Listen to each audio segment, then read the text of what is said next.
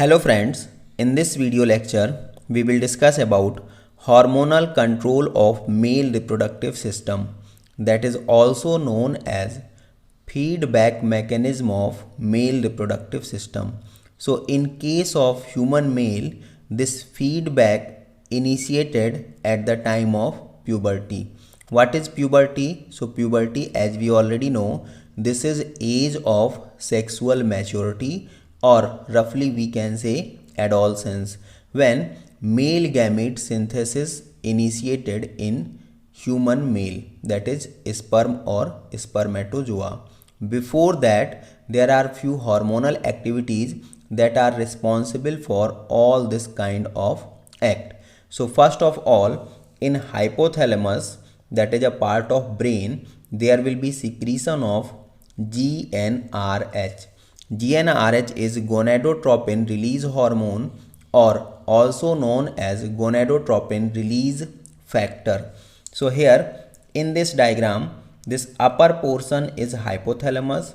From hypothalamus, there will be secretion of this GnRH at the time of puberty, and this GnRH reaches to anterior pituitary, that also known as adenohypophysis, via hypophyseal portal system or hypothalamo-hypophyseal portal system. Now after that, from anterior pituitary, there will be secretion of two hormones, LH and FSH. LH in case of human male, also known as ICSH. LH is luteinizing hormone, while ICSH is interstitial cells stimulating hormone, while FSH is follicle stimulating hormone.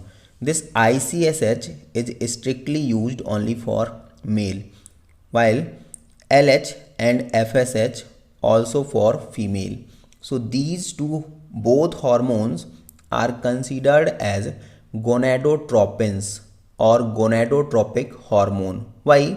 Because they acts on gonads. What are gonads? We already know. Gonads are the reproductive structures which are present in male and female. In male gonads, this is testis, that is primary sex organ. Same for female, there is a pair of ovary, that is also primary sex organ for female.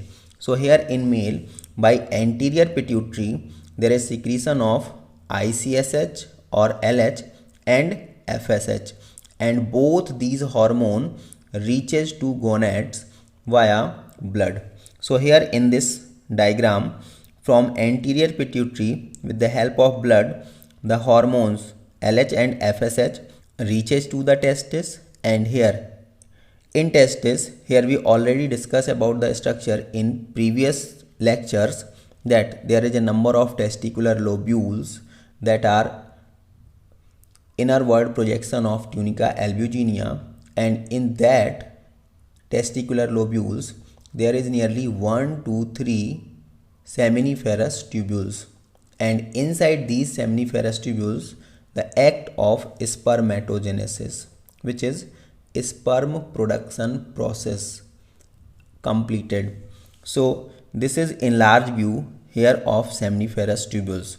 This portion that is shaded by blue color is inner side of seminiferous tubules, while this one is outer region of, that is covered by green color on both sides. This is the region that is present in between two seminiferous tubules. This region is known as interstitial region, and that's why the cells which are present here, that is indicated by dark yellow or orange color, they are known as interstitial cells. So these orange colored structures are interstitial cells. We can also use the term Leydig cells. So along with these, there is also blood vessels. They are here indicated by red color. So red colored structure here are blood vessels. Blood reaches here, that is carrying from anterior pituitary, reaches here in testis, and now from this region the two hormones which are carried by blood that is LH and FSH is taken by their respective cells.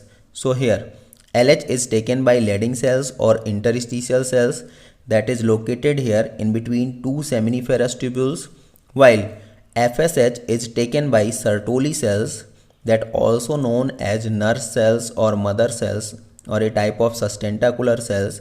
They are inside the seminiferous tubules. So in this diagram, these dark colored cells are Sertoli cells, while the blue color cells are primordial germ cells, primary spermatocyte, secondary spermatocyte, spermatids and sperm or spermatozoa. So here when LH or ICSH reaches to Leydig or interstitial cells, this causes secretion of testosterone, and testosterone is a steroidal hormone that causes a number of changes in reproductive tract and other organs also.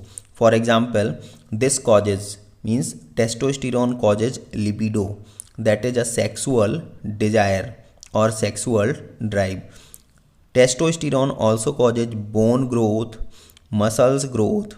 This also causes secondary sexual characters like deepening of voice, growth in facial hair, axillary hair, pubic hair, and testosterone also causes maintenance of accessory glands as well as other reproductive region of male.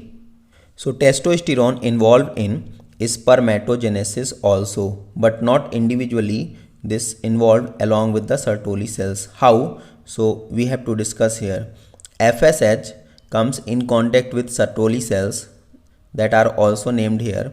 So when FSH comes in contact with Sertoli cells, at the same time testosterone also stimulates the functionality of Sertoli cells. FSH stimulate production of nutritive substances by Sertoli cells that will help in spermatogenesis also.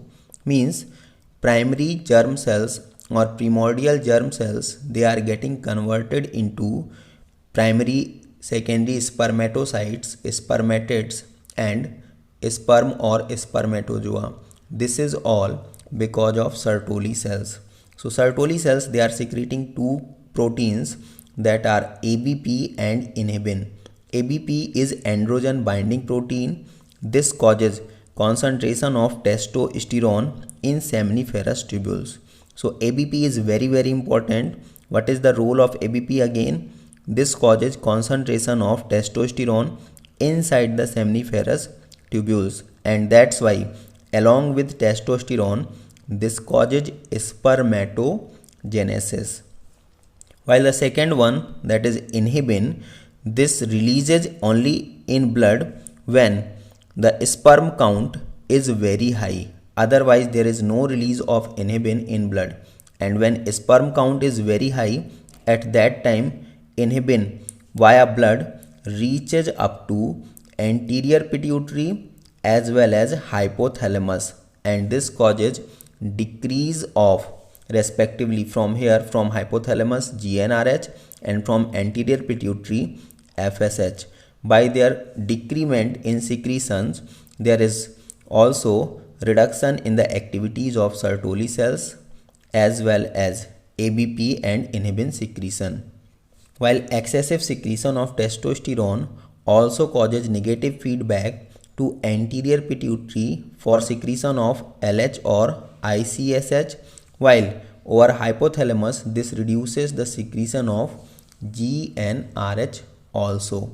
So by these two mechanisms there is hormonal regulation of male reproductive system. In one line we can say, when there is excess of testosterone or excess of inhibin. Why there is excess of testosterone? Because of additional activities of Leydig cells. Why there is inhibin? Because of additional availability of sperm count. So when these two both are in excess, they causes negative feedback and then suppress the secretion of GnRH as well as gonadotropins or gonadotropic hormones that are LH and FSH, while when they are in less quantity or they needed at that time, there is no such type of feedback. So hormonal control of male reproductive system is mainly regulated by negative feedback mechanism.